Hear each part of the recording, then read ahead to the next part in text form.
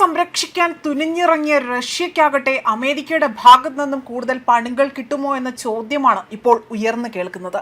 കാരണം ഇറാൻ തീരത്ത് കൂടുതൽ ഉപരോധങ്ങൾ ഏർപ്പെടുത്താനുള്ള ട്രംപിന്റെ തീരുമാനത്തെ കണ്ണും പൂട്ടിയാണ് റഷ്യ എതിർത്തത്. ഇതാകട്ടെ കാര്യങ്ങൾ കൂടുതൽ സങ്കീർണമായ ഒരു ഘട്ടത്തിലേക്ക് നീങ്ങുന്നതായി തന്നെ സൂചനകൾ പുറത്തുവരുന്നു.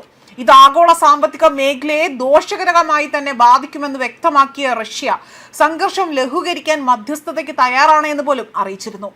ഇതാണിപ്പോൾ വലിയ രീതിയിൽ ട്രംപിന്റെ ഭാഗത്തു നിന്ന് പോലും റഷ്യയ്ക്ക് ഒരു പണി കിട്ടുമോ എന്ന തരത്തിലുള്ള ചോദ്യങ്ങൾ ഉയരാൻ കാരണമാകുന്നത്. അതേസമയം ഇറാന് രഹസ്യാന്വേഷണ വിവരങ്ങളും ഡ്രോൺ സാങ്കേതിക വിദ്യയും റഷ്യ കൈമാറുന്നുണ്ട് എന്ന റിപ്പോർട്ടുകൾ ആശങ്ക കൂടുതൽ വർദ്ധിപ്പിക്കുകയാണ്. ആയതിനാൽ തന്നെയാണ് റഷ്യയുടെ ഈ നിലപാട് അവർക്ക് തന്നെ കൂടുതൽ വിനയാകുമെന്ന ചോദ്യങ്ങൾ ഉയരാൻ കാരണമാകുന്നതും. ആഗോള തലത്തിൽ തന്നെ ഇറാൻ US പ്രശ്നം ബാധിക്കുമ്പോൾ ആശങ്കകൾ നിരവധിയാണ്. ഇനിയും ആക്രമണം ഉണ്ടായാൽ ഒരു മൂന്നാം ലോക മഹായുദ്ധത്തിന്റെ ഒരു രീതിയിലേക്ക് അതിലേക്ക് വഴി നീങ്ങുമോ, അതിന് ലോകം സാക്ഷ്യം വഹിക്കേണ്ടി വരുമോ എന്നതും ഇവിടെ ഒരു ചോദ്യചിഹ്നമാണ്. ഇറാന്റെ ആണവ പരിപാടിയുമായി ബന്ധപ്പെട്ട തർക്കങ്ങൾ പരിഹരിക്കുന്നതിനായി തന്നെ ഇറാന്റെ യുറേനിയം ഏറ്റെടുക്കുമെന്ന റഷ്യയുടെ വാഗ്ദാനം വീണ്ടും ഇവിടെ ആവർത്തിച്ചിരിക്കുകയാണ്.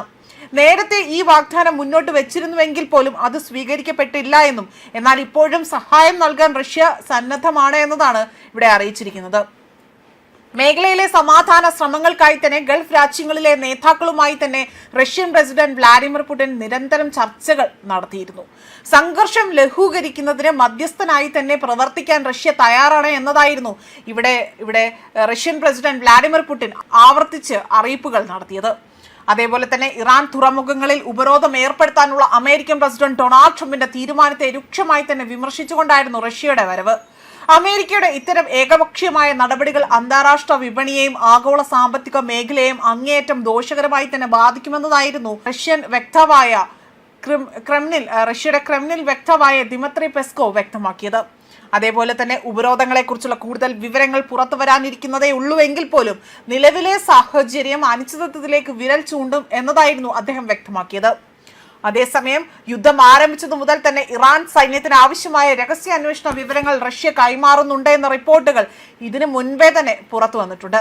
അമേരിക്കൻ സൈന്യത്തിന്റെ നീക്കങ്ങളെക്കുറിച്ചും യുദ്ധക്കപ്പലുകളെക്കുറിച്ചുമുള്ള വിവരങ്ങൾ റഷ്യ ഇറാനെ അറിയിക്കുന്നുണ്ട് എന്നത് അന്താരാഷ്ട്ര മാധ്യമങ്ങൾ റിപ്പോർട്ട് ചെയ്തിരുന്നു.